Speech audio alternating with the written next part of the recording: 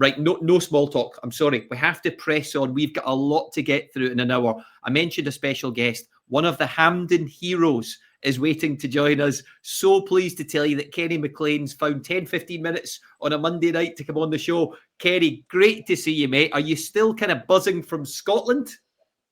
Yeah, massively. I mean, I came back down to Earth with a bang at the weekend with a 4-1 defeat, but no, I'll get a buzz watching that back for a long time. Oh, I know. Don't worry. I'm not talking Norwich. We're just talking Scotland here, okay? I know that's another battle again, you know, for the club, and obviously Philip Clement's your new manager. Maybe we get onto that, but just to stick to what happened a few nights ago, because I think all the public, everyone, was just so engrossed by the way the game went. Those 90 minutes plus, and the end of the match. My word, Kenny, what was it like to kind of live through to be there to play in that match? I mean, I wish I had the words, to be honest. It was mad. Everybody that was there, everybody that watched it, everybody in Scotland, I'm sure will say the same. But it was just the way everything played out was perfect, to be honest. We obviously had a goal, we had an ambition, but never did we think that's how we would end up getting there. That's how we would end up doing it. But honestly, it was the feeling, the emotion. Everybody was ecstatic. But the whole night, just the way the whole thing went, obviously them clawing the game back a couple of times, and yeah, it was electric, the whole place. Go on, boys. Who wants it first? Ken, I was just asking in terms of, I think I heard you saying after the game that obviously you've had a few big moments for Scotland with big goals, big moments, the penalty shootout in Serbia as well. But that one for you, I think I heard you rightly saying it tops them all. Nah, it doesn't come close. I have been fortunate to have the couple of big moments of penalties, Serbia, Israel, obviously the Norway moment, but that was a different level, to be honest. The magnitude of it, and obviously what it meant for everybody. I know the other ones did end up meaning something, but no, not to this extent. We've waited a long time for this, and it's weird because obviously the goal ended up not meaning too much, but just to finish the game there and put the nail in the coffin, it was incredible. It was quite surreal because that was effectively the last kick of the ball. I mean, seldom do you actually see where there's not a centre taken afterwards. It was literally full-on celebration in the corner, game over. There couldn't have been a better end to the game. I think the ref knew he had a bit of a job trying to get everybody back off the pitch. I thought he just blew it. To be honest, I was still kind of trying to look up and find my family and stuff. And I turned around and everybody was on the pitch. I didn't even know that the whistle had went or anything like that. But listen, I was happy enough because I was knackered after celebrating. Did you know it was that late on? So Mikey said the game literally finished. Like, what was going through your mind at that moment? Were you saying, "Oh, do I run this into the corner?" Or when you took that touch onto your left and you obviously seen Schmeichel off his line, you think, "No, I need to have a go here." When people say, this is what I was thinking, that's what, like, I genuinely wasn't thinking too much. I was, about a minute before, I'd asked the ref how long was left, and he says a minute. So I knew that the game was ticking away, and I probably shouldn't even have been pressing up there because we were defending the box a wee bit, but I think it was two of the lads got pressure on the right back, and I knew he was going to get back and the ball was coming in. So as soon as I saw that defender backpedaling, I knew the game was going to be done, but then obviously to finish it, I think it was Shea Adams that came on my right.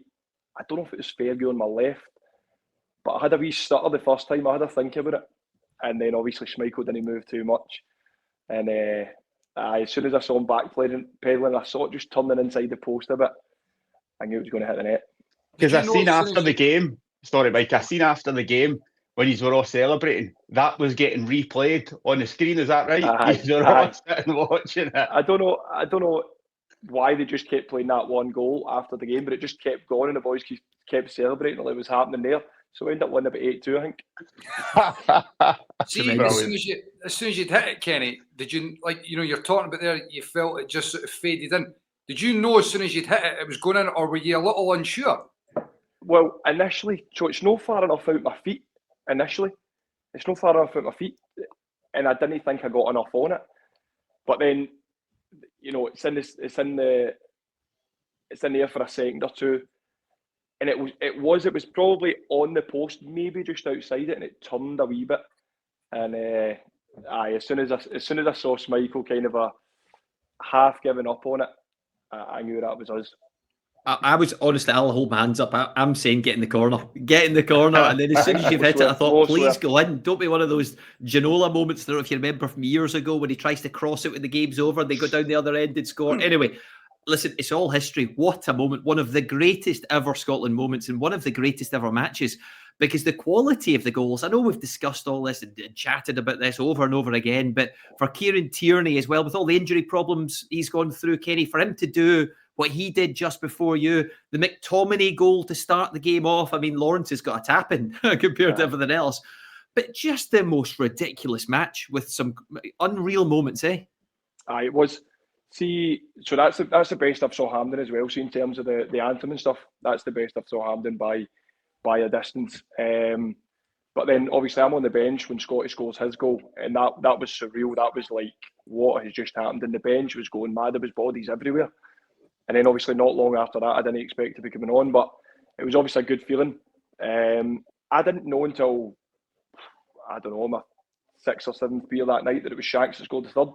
I didn't know he touched that, to be honest. But it just kind of shows everything about the squad. You mentioned Tierney there, who's obviously had his injury problems in the past, and now he's been fit for a while now. But Shanks as well. Three boys coming off the bench, scoring the goals. It shows you what the kind of squad that we've got. Do you know what I mean? Everybody's pulling in the same direction, and I know everybody will normally say that, but honestly, see if you could just be in that squad. See if I could bottle the emotion up that we feel with that squad every time. It'd be worth a lot of money. How big has the manager been in regards to that? Obviously, it's a good group of players. There's a good group of boys in terms of the characters that are in there. But how much do you think the manager has been central to being able to foster that atmosphere where you are all desperate to turn up? And I get it. Everybody gets that when you're on a run and you're being successful, that inevitably helps. But how big has the manager been in all that, do you think, Kerry?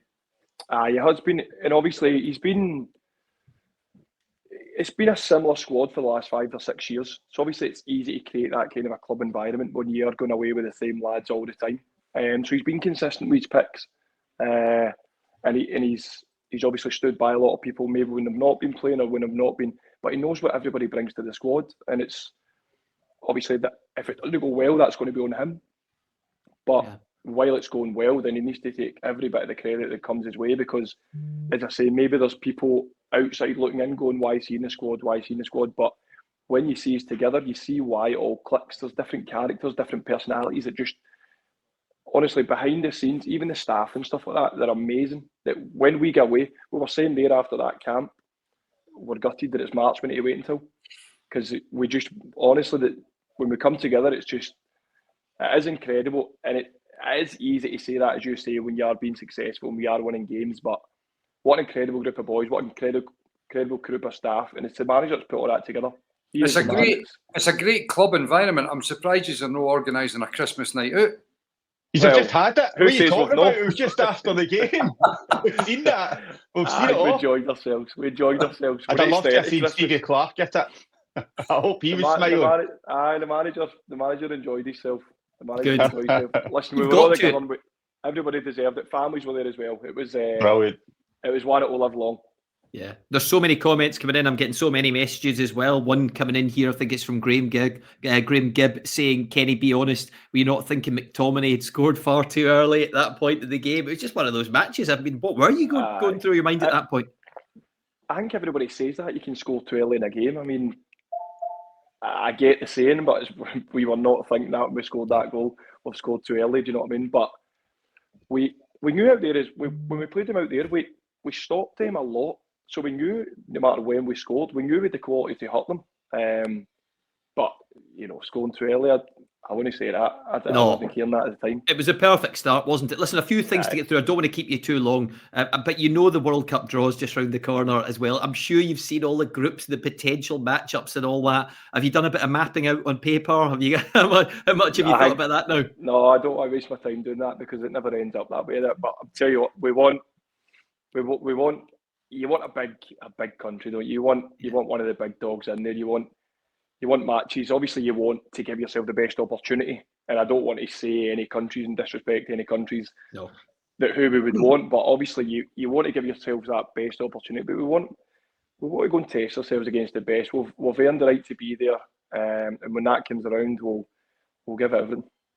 I don't know how much you've been watching kind of domestic football in Scotland. I know clearly you've seen a bit of Aberdeen, Rangers, Celtic in European games as well. But you know this song, McLean from the halfway line. I mean, I heard the St Mirren fans singing it the other night. It's going to be a feature, isn't it, of Scottish football going forward?